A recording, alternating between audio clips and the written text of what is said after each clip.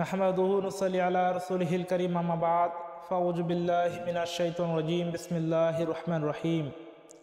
সম্মানিত আশিকান জাকেরান ধর্মপ্রাণ মুমিন মুসলমান ভাই বোনেরা, সকলের প্রতি সালাম, আসসালামু আলাইকুম ওয়া রাহমাতুল্লাহি ওয়া বারাকাতুহু।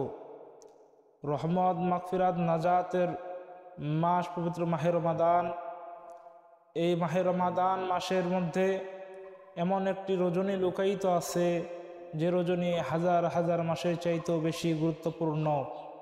কারণ মহান আল্লাহ রাব্বুল আলামিন পবিত্র কুরআনুল কারীমের মধ্যে বলেছেন, লাইলাতুল কদরি খায়রুম মিন আলফিশ শাহর। অর্থাৎ মহান আল্লাহ রাব্বুল আলামিন বললেন, এই লাইলাতুল কদর হাজার হাজার মাসের চাইতেও বেশি গুরুত্বপূর্ণ।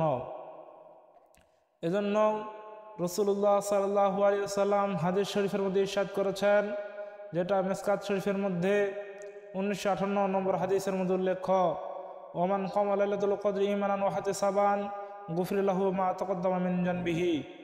আল্লাহর হাবিব সাল্লাল্লাহু আলাইহি ওয়াসাল্লাম বলেন, যে ব্যক্তি লাইলাতুল কদর রাতে ঈমানের সহিত সওয়াবের নিয়তে কিয়াম করবে, অর্থাৎ নফল ইবাদত বন্দেগী করবে, আল্লাহ তার অতীতের সমস্ত গুনাহ মাফ করে দিবেন। সুবহানাল্লাহ। তাই রাসূলুল্লাহ সাল্লাল্লাহু আলাইহি ওয়াসাল্লাম এবং রাসূলুল্লাহ সাল্লাল্লাহু আলাইহি ওয়াসাল্লামের আহলে বাইতের যিনারা ছিলেন, সকলেই কদর রাতে সারা রাতব্যাপী ইবাদত বন্দেগী করতেন।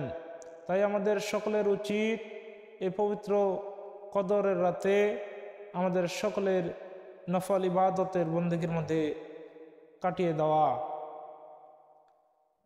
সালাত আদায় করা, কোরআন তেলাওয়াত করা, জিকির আজগার করা, আল্লাহ রাসূল সাল্লাল্লাহু আলাইহি ওয়াসাল্লামের শানে মিলাদ কিয়াম করা,